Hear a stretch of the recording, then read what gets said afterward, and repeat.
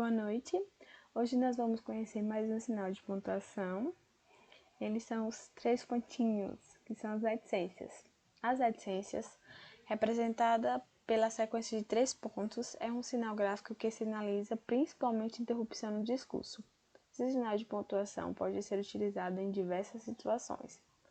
Para esclarecer qualquer dúvida, veremos vários exemplos de como as reticências podem ser empregadas. Então, eu acredito que vocês já tenham estudado um pouco sobre as reticências, que é esse sinal de 3 pontinhos, que ele é utilizado principalmente na interrupção do discurso, para hesitar algo, ou como que faltou explicar algo, então a gente vai lá e coloca os 3 pontinhos, né? E ela pode ser empregada de várias maneiras. Reticências na interrupção de ideias. Numa narração, um dos casos em que as reticências podem ser usadas acontece quando um personagem começa a falar sobre uma ideia e a interrompe. Exemplo: quanto às tarefas, fico cansado só de pensar em tudo o que preciso fazer.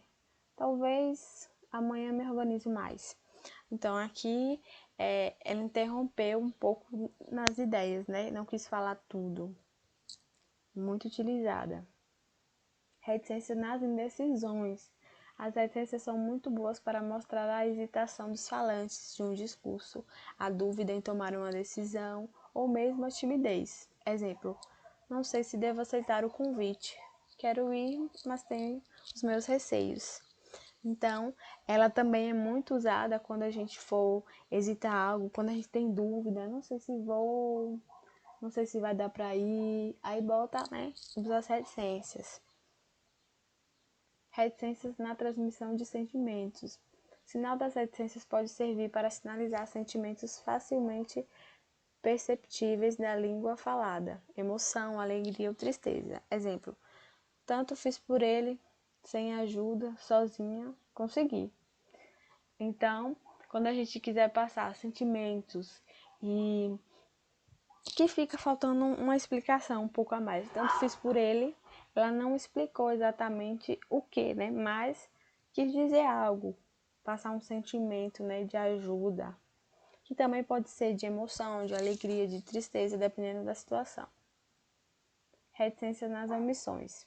As reticências também costumam ser usadas quando a intenção do discurso é fazer com que o leitor imagine o desenrolar de uma ideia iniciada pelo narrador. Então, ela é muito utilizada também em poemas, textos, que os autores costumam colocar para que o leitor imagine um desenrolar de alguma coisa, de uma ideia. Como nesse exemplo aqui, ó. Mas virão outros, tudo somado, devias precipitar-te de vez nas águas. Estás nu na areia, no vento, dorme, meu filho. Trecho de Consolo na Praia, de Carlos Drummond de Andrade. Que no caso ele usa pra gente usar a nossa imaginação, né? Reticências na interrupção de discursos em trechos de citações, ou seja, quando não se apresenta a frase completa do autor, podemos usar as reticências entre parênteses ou entre colchetes. Nesse caso aí, geralmente, sempre quando a gente for fazer uma citação, que é uma citação longa e a gente só pega uma parte para sinalizar que tem algo antes, né, dessa citação, ou que depois, tá depois, e você não quis pegar toda, aí a gente utiliza as reticências. Pode ser entre parênteses ou entre colchetes, né, como foi falado.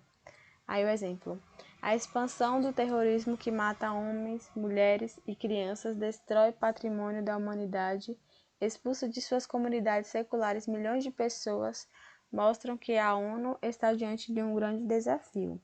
Que aí, no caso, a reticência foi utilizada antes, pode ser depois também. Reticências para realçar discursos. E, finalmente, as reticências podem aparecer também como uma forma de destacar algo, uma palavra ou expressão, sendo utilizada antes delas. Exemplo: aquele olhar é encantador.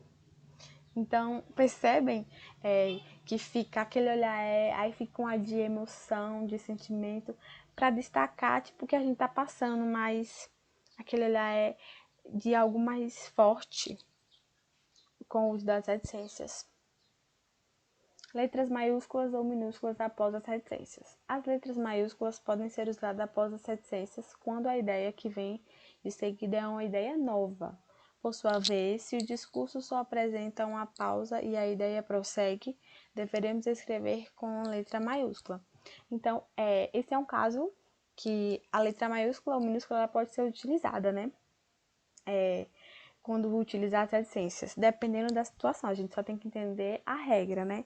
Como foi falado, quando a gente usar as reticências e for fazer uma nova ideia, a gente vai começar com letra maiúscula. Agora, quando a gente utilizar essas reticências só para dar uma pausazinha, a gente vai prosseguir com a letra minúscula normal, como vai estar aqui no exemplo. Amanda sorriu. Resolveu perguntar sobre seu pai. Amanda sorriu. Perguntou sobre seu pai. Então, nesse caso, Amanda sorriu e aí usou as reticências e resolveu perguntar sobre seu pai, já é uma ideia nova. Agora, já no segundo exemplo, Amanda sorriu, perguntou sobre seu pai. Quer dizer que continuou na mesma ideia, que ela sorriu e já foi logo perguntando sobre seu pai, né? Então, dá pra gente perceber. E obrigada a todos.